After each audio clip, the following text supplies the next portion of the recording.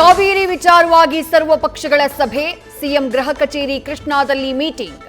ನೀರು ಹರಿಸುವ ಮುಂದಿನ ನಡೆಯ ಸಂಬಂಧ ವಿಪಕ್ಷಗಳ ನಾಯಕರ ಜೊತೆಗೆ ಡಿಕೆ ಶಿವಕುಮಾರ್ ಚರ್ಚೆ. ಸರ್ವಪಕ್ಷ ಸಭೆಯಲ್ಲಿ ಡಿಕೆಶಿ ಎಚ್ಡಿಕೆ ಮುಖಾಮುಖಿ. ಕುಮಾರಸ್ವಾಮಿ ಕೈಕುಲುಕಿ ಬರಮಾಡಿಕೊಂಡ ಸಿಎಂ.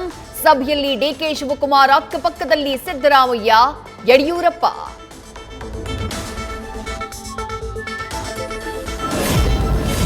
ಕಾವೇರಿ ಜಲಾನಯನ ಪ್ರದೇಶದಲ್ಲಿ ಚುರುಕುಗೊಂಡಿರುವ ಮಳೆ.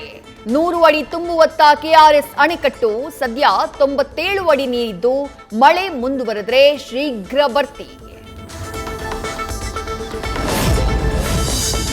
ಕಬಿನಿ ಡ್ಯಾಂಗೆ 23,000 ಕ್ಯೂಸೆಕ್ ಒಳಹರಿವು. ಒಂದೇ ದಿನಕ್ಕೆ 25,000 ಕ್ಯೂಸೆಕ್ ತಮಿಳುನಾಡಿಗೆ ಹರಿವು. ನೀರು ಹರಿಸಿ ಸಂಕಷ್ಟ ಸೂತ್ರ ಪಾಲನೆ ಮಾಡಿದ ಸರ್ಕಾರ. ಭಾರೀ ಮಳೆಯಿಂದಾಗಿ ಕುಸಿದ ರಸ್ತೆ ಪಕ್ಕದ ತಡೆಗೋಡೆ. ಕಳಸದ ಸರ್ವಿಸ್ ಸ್ಟೇಷನ್ನ ಬೇಡಕ್ಕಿ ಗ್ರಾಮದಲ್ಲಿ ಘಟನೆ. ರಾಷ್ಟ್ರೀಯ ಹೆದ್ದಾರಿಯಲ್ಲಿ ಕುಸಿತದಿಂದ ವಾಹನ ಸವಾರರಿಗೂ ಎಚ್ಚರಿಕೆ. ಕೊಪ್ಪ ಜಯಪುರ ರಸ್ತೆಯಲ್ಲೂ ಕುಸಿದಿರುವ ಗುಡ್ಡ. ಜಯಪುರದ ಮಳಿಗೆ ವಾಟರ್ ಸರ್ವಿಸ್ ಬಳಿ ಘಟನೆ. ರಸ್ತೆಗೆ ಅಡ್ಡಲಾಗಿ ಬಿದ್ದ ಕಲ್ಲು ಬಂಡೆಗಳು. ಬೇದರ್ನಲ್ಲೂ ಬಿಟ್ಟು ಬಿಡದೆ ಸುರಿದ ಮಳೆ. 2 ದಿನಗಳಿಂದ ಜಿಟಿ ಜಿಟಿ ಮಳೆಗೆ ರಸ್ತೆಗಳು ಜಲಾವೃತ. ಗುಂಡಿಮಯ, ವಾಹನ ಸವಾರರ ಪರದಾಟ.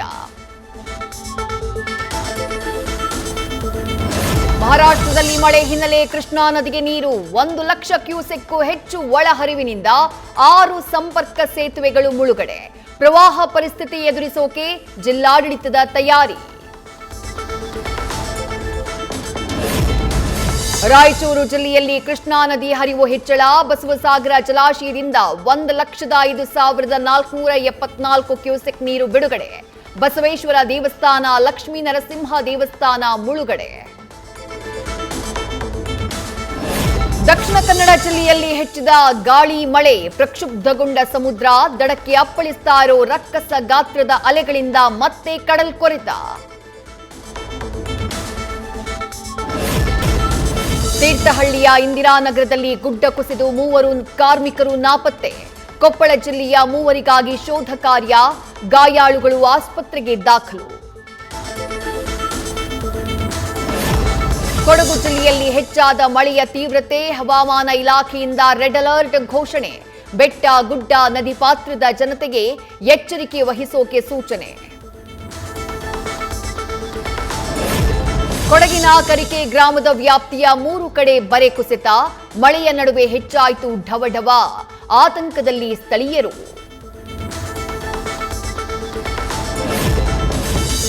ಮಳೆಯಿಂದ ರೈಲ್ವೆ ಹಳಿಯ ಮೇಲೆ ಗುಡ್ಡ ಕುಸಿತ. ಸಕಲೇಶ್ಪುರದ ಯಡಕುಮರಿ ಬಳಿ ಅವಘಡ. ಬೆಂಗಳೂರು ಮಂಗಳೂರು ಮಾರ್ಗದ ಎಲ್ಲ ರೈಲುಗಳ ಪ್ರಯಾಣ ರದ್ದು.